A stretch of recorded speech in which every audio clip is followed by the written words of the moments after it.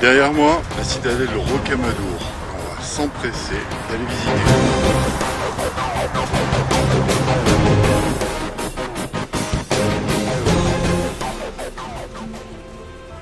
Au-dessus des gorges de l'Alzou, Rocamadour s'agrippe aux rochers calcaires.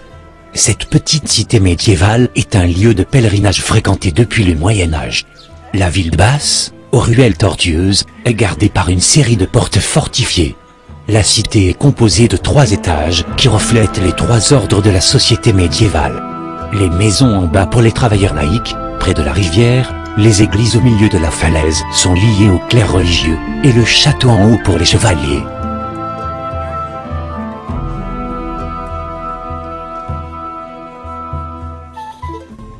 Un escalier monumental, le Grand Degré, conduit du bourg à la partie religieuse. Jadis, les pèlerins le gravissaient à genoux.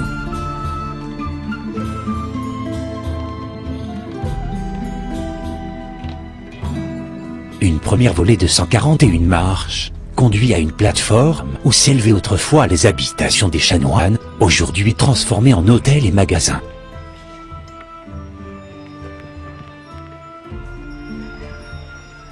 Ancien palais des évêques de Tulle, le fort est un vaste bâtiment d'aspect militaire que surplombent l'énorme rocher de la falaise. Construit au XIVe siècle, le fort a été restauré au XIXe.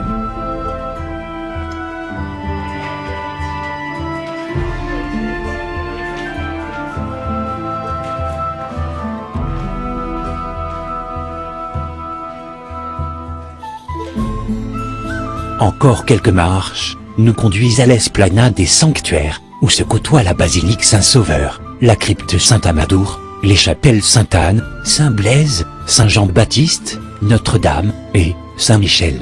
L'ensemble est dominé par le palais des évêques.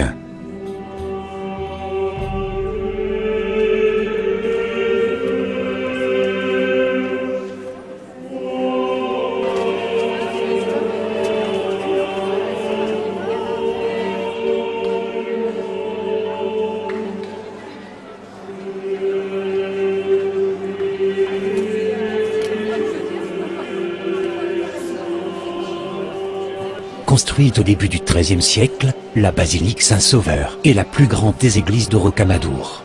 Son style encore qualifié de roman est typique d'une époque de transition. Le chœur repose tout entier sur la crypte. L'église est orientée, tournée vers le soleil levant. La falaise fait office de mur occidental. Elle est partagée en 2 par des piliers.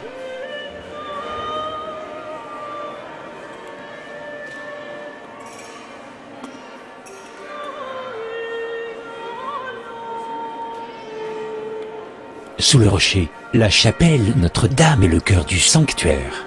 Au fil du temps, elle a subi de grandes transformations. Détruite une première fois par la chute d'un rocher en 1476, elle fut reconstruite en style gothique flamboyant, puis agrandie au XIXe siècle.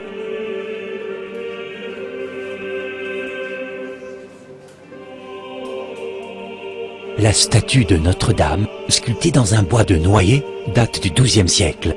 Vierge romane, assise sur le trône de la sagesse. Elle présente, sans le tenir, l'enfant Jésus sur son genou gauche. Au sommet de la voûte, la cloche miraculeuse est l'objet le plus ancien du sanctuaire. Elle sonne toute seule lorsque Notre-Dame de Rocamadour intercède pour quelques marins en détresse.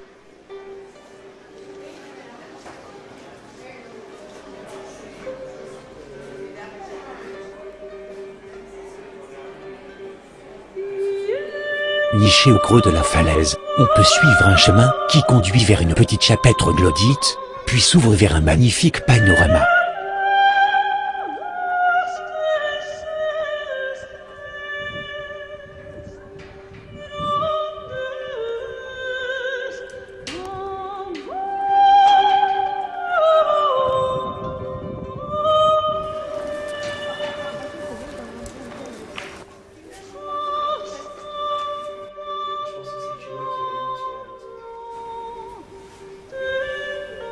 Après avoir contourné le palais, on rejoint un chemin de croix qui relie la cité religieuse et le château du sommet.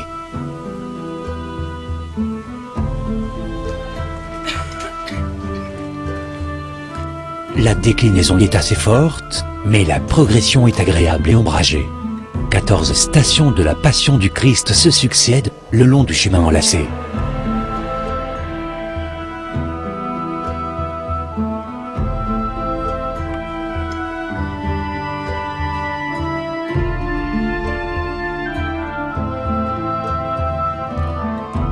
À mi-chemin, on peut voir une grotte aménagée en lieu de culte.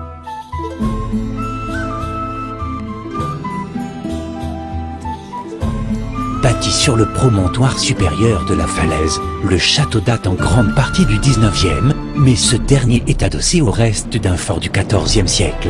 On en découvre une vue globale à l'arrivée du chemin de croix.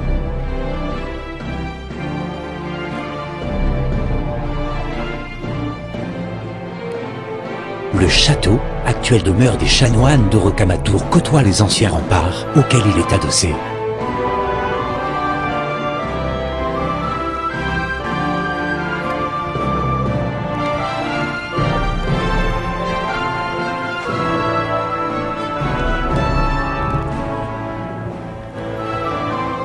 Du haut des remparts, on découvre un panorama grandiose sur le canyon de l'Alzou, le Causse et le cirque de Rocher qui enserre la cité.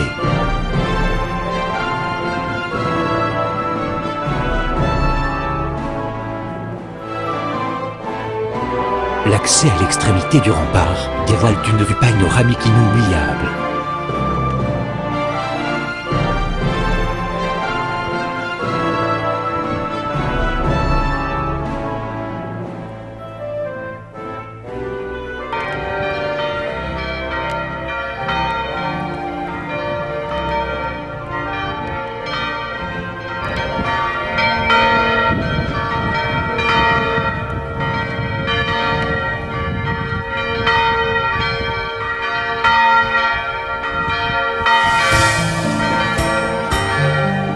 Depuis l'avancée des remparts, on surplombe d'environ 150 mètres la vallée, la rue Roland-le-Preux, par laquelle nous avons accédé au village, en passant sous la porte du Figuier, puis la rue de la Couronnerie, rue principale du village.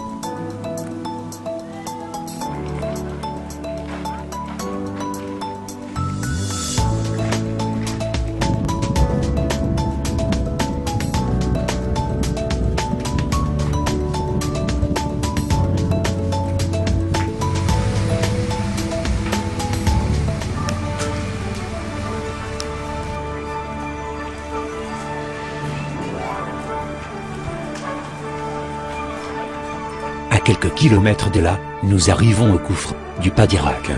Il faudra s'armer de patience au vu des files d'attente impressionnantes pour faire la visite. En surface, le gouffre est une entrée monumentale de cavité naturelle d'une dimension de 35 mètres de diamètre environ et près de 100 mètres de profondeur.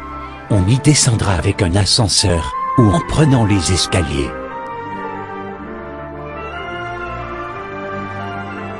Arrivé au fond, tout est tapissé de fougères et de lianes, c'est une sensation incroyable.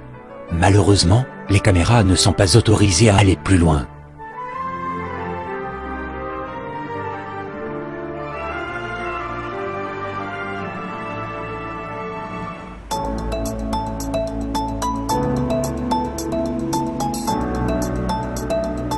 Il est temps maintenant de trouver un hébergement dans un des nombreux et pittoresques villages que nous traversons.